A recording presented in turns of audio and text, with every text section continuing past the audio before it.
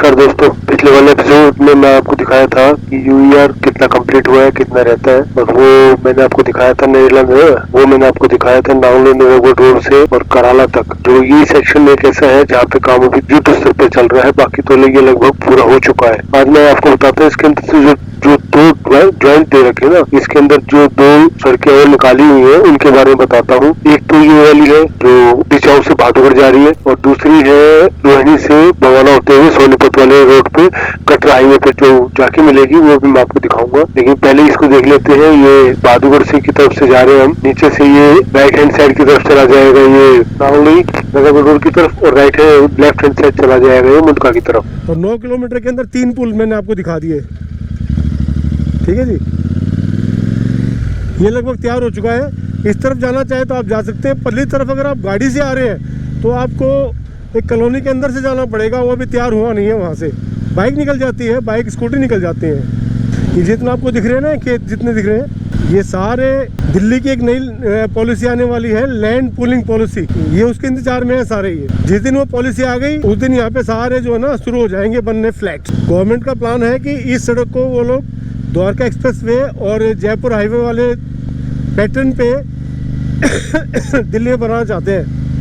ये जितने भी दिख रहे हैं ना आपको, ये जितने भी खेत दिख रहे हैं, ये सारे खेत आने वाले टाइम में लैंड पूलिंग में चले जाएंगे और यहाँ पे बिल्डिंगें, सोसाइटियाँ पास हो जाएंगी।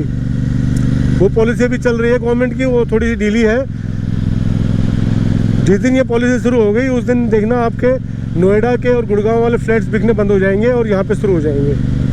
क्योंकि दिल्ली है, चाहे कुछ हो जाए, है तो राजधानी, हर चीज़ की सुविधा है।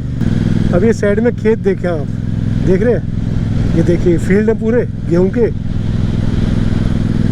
अब मैंने आपको पहले बताया था ना लैंड पूलिंग पॉलिसी, अब मैं थोड़ा सा उसके बारे में आपको बता देता हूँ। Land pooling, what is land pooling policy Delhi में क्या है कि बिल्डर्स आते थे, खेत खरीदते थे किसानों से पौने भाव में, और फिर वहाँ पे कॉलोनियाँ काट के अपने निकल जाते थे। उसके अंदर ना तो प्रॉपर रास्ता होता था, ना सीवरेज सिस्टम होता था, ना कुछ होता था, ना गवर्नमेंट की तरफ से वो नहीं था। लेकिन वो पैसे खिला के पटवारी को, इन सबको, वो सब काट कूट के जाते रहते थे। लोग पैसे दे के पटवारी के मतलब ये समझ लो कि जो एमसीडी हुई है इनके तो मज़े थे। ये तो चाहते थे कि ये लोग रहें। लेकिन उससे क्या है कि जैसे ये जितनी अनऑथराइज कॉलोनीज़ हैं, इन सारियों के ने जो है ना वो बेड़ा गर्क कर दिया दिल्ली का।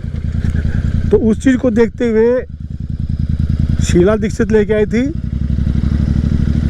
लैंड पूलिंग पॉलिसी कि भाई किसी किसान के पास अगर 5.25 एकड़ ज़मीन है, उससे ऊपर कितनी हो, 100 एकड़ 200 एकड़ कितनी हो, ठीक है, किसी किसान के पास इतनी ज़मीन है तो वो अपनी ज़मीन डीडीए को सरेंडर कर दे। मतलब डीडीए हो जाए, कह दे देखो जी मेरे पास ये 5.25 एकड़ ज़मीन है और इसके डेवलपमेंट चांसेस एक किले के हिसाब से, एक एकड़ के हिसाब से 5.25 करोड़ रुपए ये लो, और मेरी ये सोसाइटी है और इस सोसाइटी का नाम रजिस्टर करो और मेरे को यहाँ पे अपनी सोसाइटी बनाने दो। सिंपल सा फार्मूला था। तो उसके अंदर किसानों ने कहा, उनके भी जायज़ ऑब्जेक्शन थे। बोला जी 5.25 एकड़ ज़मीन तो मेरे पास है, मैं सोसाइटी ही बना लूँगा, लेकिन मेरे पास 5.25 करोड़ रुपया नहीं है कि मैं आपको डेवलपमेंट चार्जेस दे पाऊँ।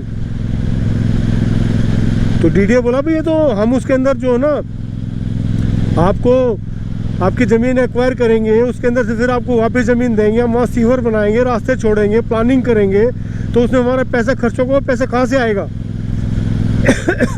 किसान बोला कि 5.25 करोड़ रुपए मेरे पास हो तो बात ही क्या है। तो डीडीए बोला अपनी ज़मीन को बिल्डर्स को बेच दो। तो किसानों ने ऑब्जेक्शन किया, भी क्यों बेचें हम अपनी ज़मीन को रेंट पे देंगे उनको, हम तो नहीं बेचे अपनी ज़मीन, किसी ने बनाने होंगे तो हमें रेंट देगा सारी उम्र, और वो जो डेवलपमेंट चार्जेस हैं ये आप कम कर दो। तो एक तो वो पेंच फंसा हुआ है। किसानों का कहना है कि भाई हमारी जो ज़मीन है जो हम सरेंडर करेंगे उस पर डेवलपमेंट फीस जो है ना वेव ऑफ करो आप, वो डीडीए कर नहीं रहा है, ठीक है। और दूसरा क्या कारण था इसके डिले होने का, केजरीवाल साहब ने पिछले 10 साल में डीडीए पॉलिसी पे कुछ नहीं किया। ये मास्टर प्लान 2021 की पॉलिसी है, ये 2025 आ गए हैं, अभी तक फाइल नहीं बन पाई है, पूरी ड्राफ्टिंग नहीं हो पाई है। क्यों? क्योंकि केजरीवाल साहब ने अपनी सीट के नीचे रख के उसके ऊपर बैठ के बोले भाई कौन कितना चढ़ावा दे सकता है बताओ। अब चढ़ावा किसान तो देना, जिन्होंने जमीन खरीद रखी थी बिल्डर्स वगैरह ने, वही तो देंगे चढ़ावा। अब ये सारे बिल्डर एंगेज कहाँ थे? ये सारे बिल्डर एंगेज थे नोएडा और गुड़गांव में, ग्रेटर नोएडा तक चले गए थे। उनके सारे प्रोजेक्ट वहाँ पे पेंडिंग थे, इन्वेंट्री भरी पड़ी थी, मतलब फ्लैट बिक नहीं रहे थे। लेकिन उनकी किस्मत अच्छी रह गई कि पिछले 10 साल से जो है ना हरियाणा में बीजेपी आ गई और पिछले 8 साल से नोएडा में यूपी में बीजेपी आ गई। इन्होंने डेवलपमेंट शुरू कर दिया, उनके फ्लैट बिकने लग गए। केजरीवाल साहब ने उनसे चढ़ावा ले लिया। देखो सर ऐसा है, आप अगर ये पॉलिसी लागू कर दोगे तो हमारी तो इन्वेंट्री बिकेगी ही नहीं। हमारे तो नोएडा के फ्लैट के लिए कौन लेगा, गुड़गांव में कौन लेगा? अगर दिल्ली के अंदर इतना डेवलपमेंट हो जाएगा तो हमारा तो कोई फ़ायदा नहीं हुआ ना। तो आप ये पकड़ो कुछ और आप इस पॉलिसी को दबा के रखो।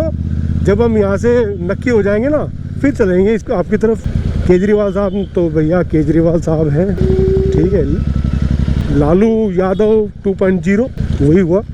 केजरीवाल ने पॉलिसी पास नहीं की, अपने पास रखे बैठा रहा, एलजी बुलाता मंगाता रहा, लेकिन नहीं थी फाइल। अब जाके उम्मीद बंधी है कि हाँ कुछ हो पाएगा। तो ये टोटल कहानी थी मार के भाई, मस्का मार के लैंड पुलिंग की ये टोटल कहानी थी, जो कि अभी भी पेंडिंग चल रही है।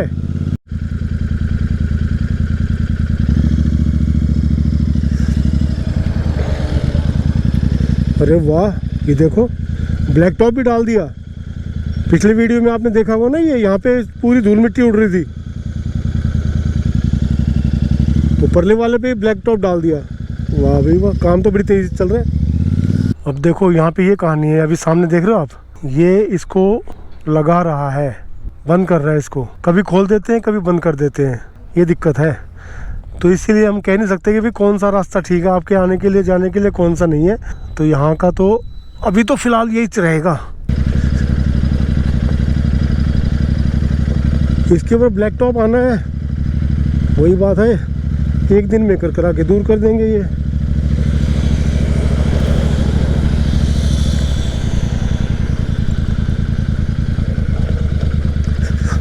थोड़ा ध्यान से चलानी पड़ेगी, पत्थर जो है ना कील जैसे हैं, ये अगर कम हो जाएंगे।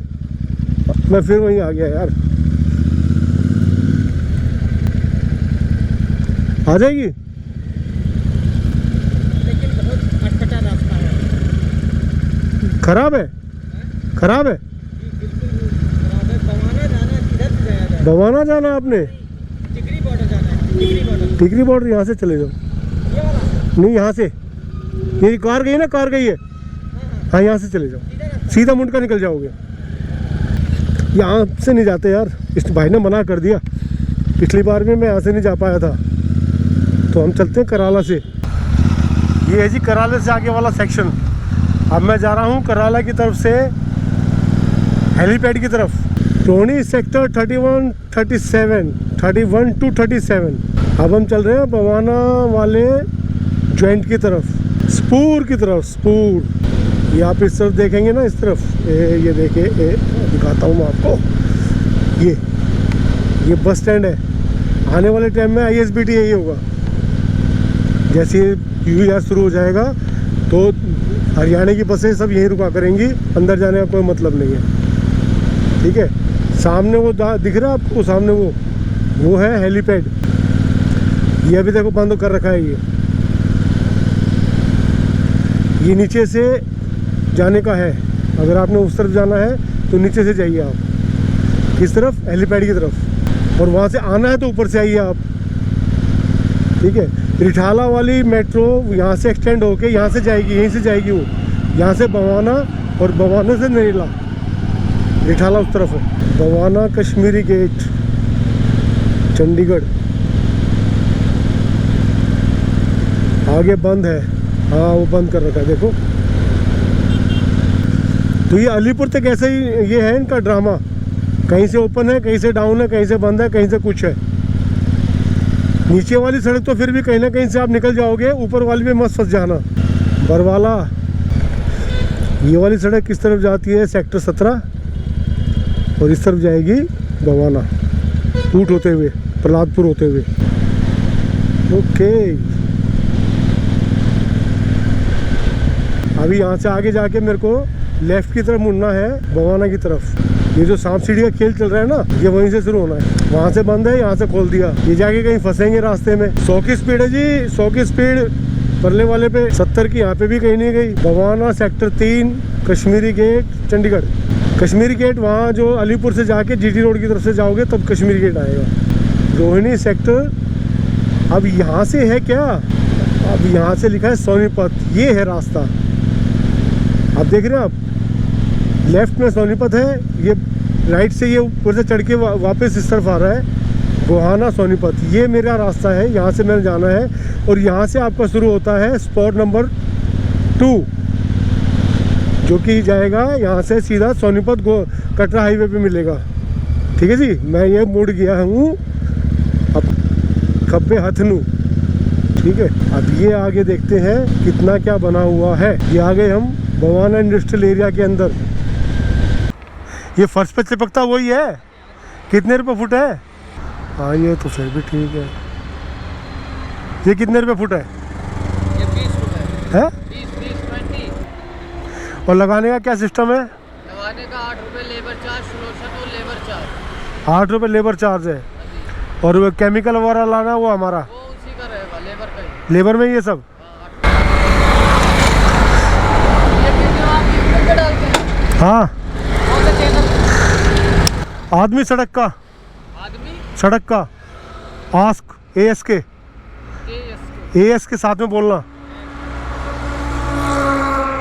मैं इसकी वीडियो बना रहा था। आदमी सड़क का आस्क।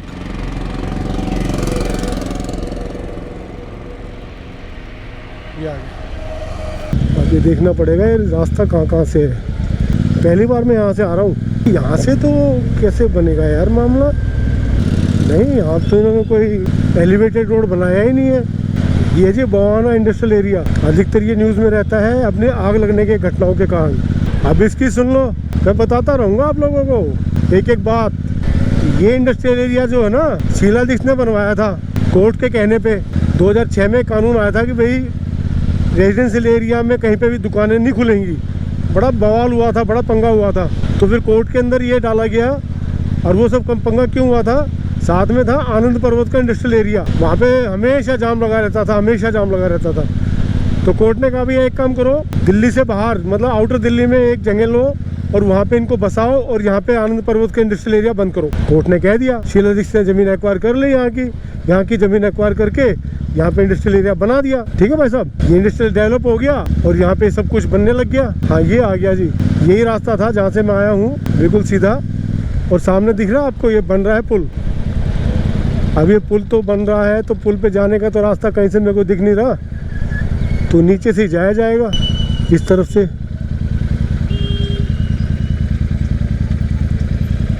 ये तो बन ही रहा है भाई। तो आनंद पर्वत भाई साहब आज भी वही है, ये भी बन गया। वो लोग आए भी नहीं, यहाँ पे उन्होंने अपने प्लॉट ले लिया, अल्टरनेटिव प्लॉट लेके यहाँ पे किराए पे दे दिया। आज भी वो लोग पट्टे वहीं बैठे हैं, कोई उनको कह नहीं सकता गुट जा। क्यों? वोट चाहिए भाई सबको, सिस्टम नहीं चाहिए, वोट चाहिए। इस साइड में बन रहा है पुल, ये इसके ऊपर तो अभी भाई साहब गाटर भी नहीं आया है, स्लीपर भी नहीं आया है। चलिए यहाँ से निकलते हैं, बहुत काम बचा हुआ है इसका। इसकी खास बात बताऊँ मैं आपको, ये जा रहा है कटरा माता वैष्णो देवी। दिल्ली के ट्रैफिक को ये ज्वाइन कर रहा है। गोहाना का तो व्लॉग मैंने 1 साल पहले बनाया था, वो तो आपने देखा ही होगा। देखा जी, ये चला गया सीधा गोहाना, जींद, कटरा, अमृतसर कटरा। थोड़ा और दिखाया आता हूँ आपको आगे तक, इसके आगे तो मैंने आपको दिखाई रखा है। अब आगे जाने का कोई फ़ायदा नहीं है। कभी आगे जाऊँगा तो आपको दिखाऊँगा सारा, मैं जींद से आगे तक का सारा रास्ता। ठीक है, तो दोस्तों मैंने आपको दिखा दिया दोनों स्पॉट, दोनों ही लगभग 10-10 किलोमीटर के हैं UER से आउटर तक। अब ये टोटल एरिया था इसका 75 किलोमीटर। 75 किलोमीटर में 20 किलोमीटर और जोड़ लो आप। ठीक है, 75 में 20 जोड़ लिए तो हो गए 95। मोटा मोटी 100 किलोमीटर का है ये पूरा प्रोजेक्ट। इसकी लागत जो आएगी, उसका जो बजट है, इसका बजट है 3600 करोड़, 3600 करोड़ रुपीस वो इसमें लगने हैं। और प्रोजेक्ट जितना लेट होता है उतने उसकी अमाउंट बढ़ती चली जाती है। तो ये मैंने आपको टोटल दिखा दिया था दोनों स्पोर का। इसकी कीमत बता दी मैंने, इसकी लेंथ बता दी, और कब तक तैयार होगा ये बता दिया। मेरी वीडियो को आप लाइक कीजिए, शेयर कीजिए, सब्सक्राइब कीजिए। तब तक के लिए जय भोलेनाथ।